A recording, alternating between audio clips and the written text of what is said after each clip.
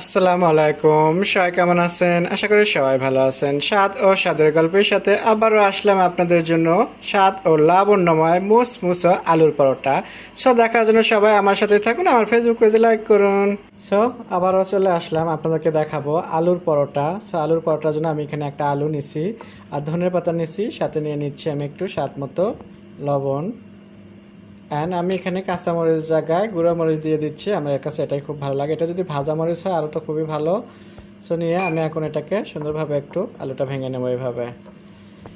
So ঝটপটে একটা আলু দিয়ে দুইটা পরোটা বানাতে পারবেন আপনারা। আর আলুটা যদি আপনার আগে থেকে যদি সেদ্ধ থাকে কিংবা ফ্রিজে রেখে দেন, 2 দিন 3 দিন কিন্তু সেদ্ধ করা আলু ফ্রিজে থাকে না, ছেলে রেখে দেবেন। ঝটপটে খালি একটা করে বের করবেন, 2 মিনিট সময় দেবেন, দিয়ে দুটা করে পরোটা বানিয়ে খাবেন। সো আমার এটাকে দেখতেই পারছেন একটু ভেঙে নিলাম এইভাবে। আলুর পরোটা বানানোর জন্য তেমন একটা সময়েরও কিন্তু দরকার হয় না, খুবই অল্প সময়ে বানাতে পারবেন। এই যে দেখেন আলুটা আমি মিশিয়ে নিলাম কথা বলতে বলতে। এখন আমি এখানে অ্যাড করে দেবো ময়দা। একটা আলুর পরিমাণ মতো আমি এখানে ময়দা দিয়ে দিচ্ছি। ময়দাটা দিয়ে আমি আবারও ভালো করে মিশিয়ে নেবো এইভাবে। এখানে কিন্তু আমি পানি ইউজ করিনি, আপনার চাইলে খুবই সামান্য পানি ইউজ করতে পারেন, তা না হলে একটু তেল দিতে পারেন। তো আমি একটু সামান্য তেল দিয়ে দিচ্ছি, সয়াবিন তেল, সর্ষের তেল। এটা দেওয়াতে আমার মনে হয় যে আমার আর এখানে পানি দেওয়ার কোনো দরকার আসে না। দেখতেই পাচ্ছেন খামির কিন্তু আমার হয়ে গেছে। কথা বলতে বলতে আমার খামিরটা কিন্তু হয়ে গেছে, দেখতেই পাচ্ছেন। আর এই পরোটা কিন্তু আপনারা কোনো তরকারি নেই, কোনো সমস্যা নেই, এমনিতেই কিন্তু খেতে পারবেন। সো আজকে আমরা এটার সাথে গরু মাংস ঝুড়ো আছে সেটা খাবো।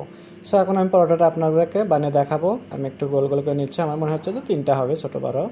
সো এখানে দেখতে পাচ্ছেন ছোটো বড় না, একদম সমান আমার 3টা হয়ে গেছে। এখন আপনাদেরকে দেখাবো এটাকে পরোটার বালে। পরোটা বানানোর সময় একটু আমি ময়দা নিচ্ছি শুকনো, অল্প করে নিয়ে আমি এটাকে সুন্দর করে এভাবে রুটির মতো করে বলে নেব। সো দেখতেই পারছেন পরোটাটা আমার বানানো হয়ে গেছে। আমি এভাবে 3টা বানিয়ে নিচ্ছি। এখন চলে যাচ্ছি চুলোতে, আপনাদেরকে দেখাবো ভেজে।